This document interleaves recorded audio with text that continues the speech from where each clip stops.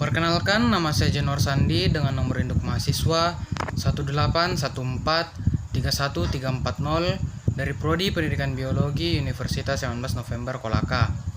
Pada kali ini, saya akan memaparkan materi dari mata kuliah Reproduksi dan Perkembangan Hewan untuk pertemuan pertama hingga pertemuan ketujuh. Adapun materinya antara lain: pertemuan pertama, kontrak perkuliahan. Pada pertemuan pertama ini masih belum membahas materi perkuliahan, namun pada pertemuan kali ini membahas mengenai kontrak perkuliahan, di mana sistem perkuliahan yang dilaksanakan yakni secara online. Adapun yang perlu diperhatikan pada saat pelaksanaan perkuliahan yaitu sikap, kehadiran, keaktifan, tugas baik individu maupun kelompok, dan nilai baik UTS maupun UAS. Pertemuan kedua yaitu perkembangan embrio pada hewan. Embrio pada hewan merupakan tahap awal perkembangan hewan saat berada di dalam telur atau di dalam rahim induknya. Pada embrio memiliki beberapa fase perkembangan, antara lain 1. Fase morula, 2. Fase blastula, dan 3. Fase gastrula. Macam-macam pembelahan biner, antara lain yang pertama biner sederhana, yang kedua biner longitudinal, yang ketiga biner transversal, yang keempat biner obliku, dan yang kelima biner strobilasi. Zigami terbagi menjadi yaitu 1. Autogami, 2. Exogami, 3. Hologami, 4. Merogami, 5. Pedogami, 6. Isogami, 7. Anisogami, 8. Makrogami, dan 9. Mikrogami.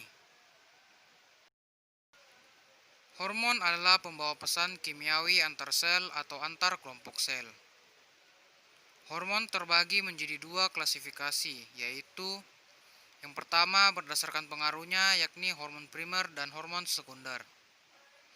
Yang kedua berdasarkan struktur kimiawi yakni protein, steroid, dan lemak. Pertemuan ketiga yakni gametogenesis. Gametogenesis adalah proses pembentukan gamet jantan dan betina yang melibatkan pemilahan sel-sel gamet melalui mitosis dan meiosis. Spermatogenesis. Spermatogenesis yaitu proses diferensiasi dan spermatogonium menjadi spermatozoa. Adapun tahapan spermatogenesis antara lain yakni tahapan spermatositogenesis, tahapan meiosis, dan tahapan spermiogenesis. Oogenesis. Oogenesis ialah proses gametogenesis pada induk betina, di mana dalam oogenesis terjadi proses pembentukan oogenia atau pembentukan sel telur. Pertemuan keempat yaitu fertilisasi. Fertilisasi adalah proses peleburan atau pertemuan antara inti sel gamet jantan dan sel gamet betina dan membentuk sel tunggal yang disebut zigot. Fertilisasi terbagi menjadi 2, yakni eksternal dan internal. Proses tahapan fertilisasi. Adapun proses tahapan fertilisasi antara lain yang pertama tahapan akhir aktivasi, yang kedua tahapan penetrasi, dan yang ketiga tahapan fusi nukleus. Pertemuan kelima yaitu implantasi dan plasenta. Implantasi merupakan dinding rahim yang telah menebal selama menjelang haid dan akan bersiap melindungi dan juga menyuplai nutrisi kepada embrio yang telah mencapai rahim dan melekat pada dinding rahim. Plasenta merupakan struktur khas dari mamalia yang perkembangan embrionya terjadi pada uterus.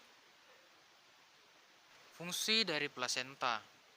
Adapun fungsi dari plasenta antara lain yang pertama sebagai sarana selektif bagi pertukaran nutrisi, gas hormon, dan senyawa metabolit lainnya. Yang kedua sebagai imunologi yang menyalurkan komponen antibodi ke embrio yang berkembang.